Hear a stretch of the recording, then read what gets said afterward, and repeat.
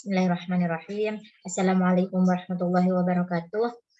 Alhamdulillahirabbil alamin. Wassalatu wassalamu ala asrofil anbiya'i wal mursalin sayyidina Muhammad wa ala alihi wa sahbihi ajmain. Amma ba'du. Alhamdulillah, pada kesempatan kali ini dalam pertemuan ketiga dalam mata kuliah Etika Bisnis Islam, kita akan membahas mencari ilmunya Allah dalam materi konsep dasar perusahaan dan lingkungan.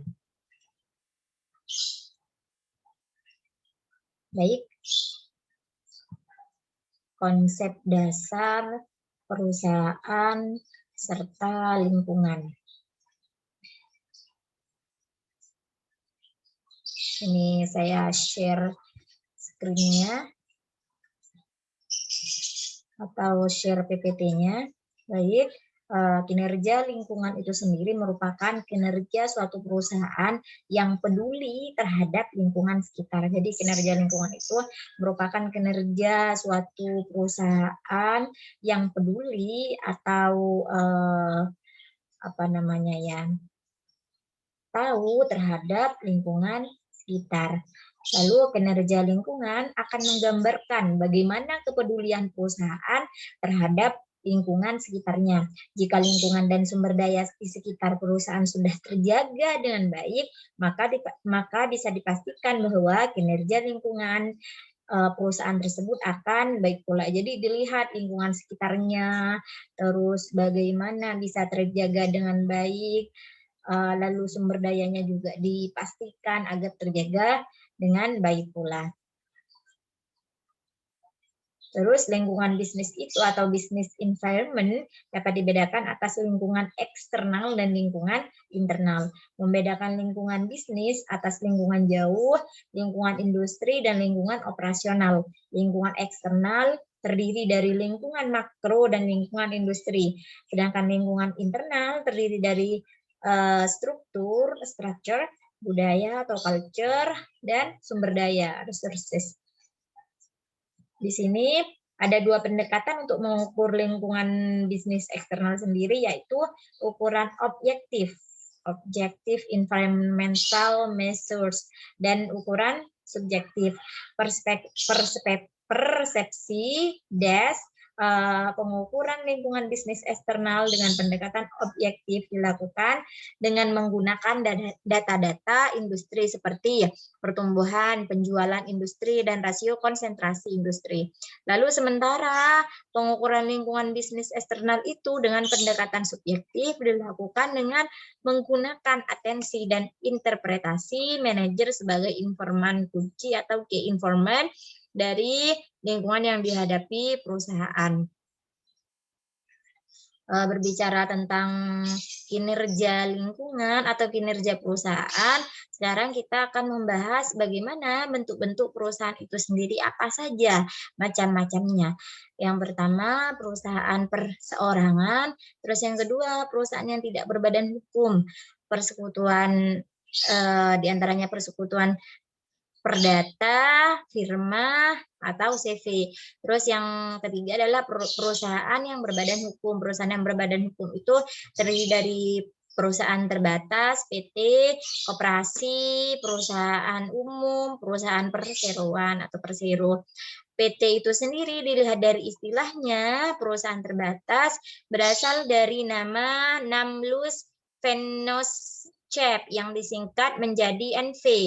Pasal 2.64.1 NBW, BW Belanda yang baru, mendefinisikan NV sebagai badan hukum yang didirikan dengan penyerahan saham yang terbagi dalam modal dasar, di mana pemegang saham tidak bertanggung jawab penuh secara pribadi terhadap kerugian yang diderita perseroan, kecuali hanya batas modal yang disetor. Jadi ketika ada kerugian, pemegang saham itu tidak seluruhnya bertanggung jawab terhadap kerugian yang diderita oleh perseroan. Jadi terkecuali batas modal yang disetor. Batas modal yang disetor semisal sebesar 100 juta, maka kerugian yang akan ditanggung hanya batas modal yang disetor oleh pemegang saham. Selebihnya kerugian yang ditanggung sendiri oleh perseroan.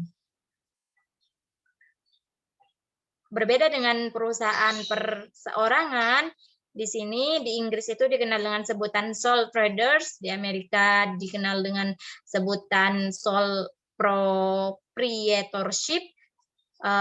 Dikatakan oleh Purwo Sujipto bahwasanya bentuk perusahaan perseorangan secara resmi itu tidak ada, tetapi dalam masyarakat perdagangan bentuk perusahaan perseorangan diterima dengan baik oleh masyarakat. Jadi dalam secara resminya perusahaan perseorangan itu sebenarnya tidak ada, tetapi karena dalam masyarakat perdagangan itu diterima dengan baik, maka perusahaan perseorangan itu tidak apa-apa dilakukan seperti itu. Dalam praktik, sebagian perusahaan perseorangan pendirinya menggunakan akte otentik. Aset perusahaan hanya dimiliki satu orang, jadi karena berbentuk perusahaan perseorangan, jadi asetnya hanya dimiliki oleh satu orang. Lalu bertanggung jawab sendiri atas utang perusahaan. Jika ada utang perusahaan, yang bertanggung jawab adalah perusahaan perseorangan itu sendiri. Lalu bagaimana prosedur pendirian perusahaan? Di sini saya jelaskan dua, dalam PT dan juga firma. Di dalam mendirikan PT, maka terlebih dahulu para pihak harus memiliki SK keabsahan pendirian PT. Jadi harus diurus dulu SK keabsahan pendirian PT, meskipun stempel pengesahannya didapatkan melalui sistem elektronik yang diprint oleh notaris. Wewenang yang dimiliki oleh notaris untuk mendaftarkan PT tersebut terdapat di dalam Undang-Undang Nomor 2 Tahun 2014 tentang Jabatan Notaris. Lalu ketika mendirikan firma, hal-hal yang perlu disiapkan, yaitu yang pertama adalah harus dengan akta otentik, yaitu akta yang dibuat di hadapan notaris. Akta otentik ini adalah akta yang dibuat di hadapan notaris. Terus yang kedua, didaftarkan di Kepaniteraan Pengadilan Negeri. Pendaftaran akte pendirian firma disyaratkan oleh pasal 23 KUH Dagang. Terus yang ketiga, diumumkan dalam berita negara. Pasal 24 KUH Dagang memuat ketentuan bahwa petikan akte yang sudah didaftarkan di Kepaniteraan Pengadilan Negeri tersebut harus diumumkan dalam surat kabar resmi, yaitu berita negara. Jadi itu beberapa prosedur ketika kita mendirikan PT serta mendirikan yang namanya firma. Mungkin hanya ini yang bisa saya sampaikan. Semoga bermanfaat. Salah dan kata mohon maaf. Akhirul kalam. Wassalamualaikum warahmatullahi wabarakatuh.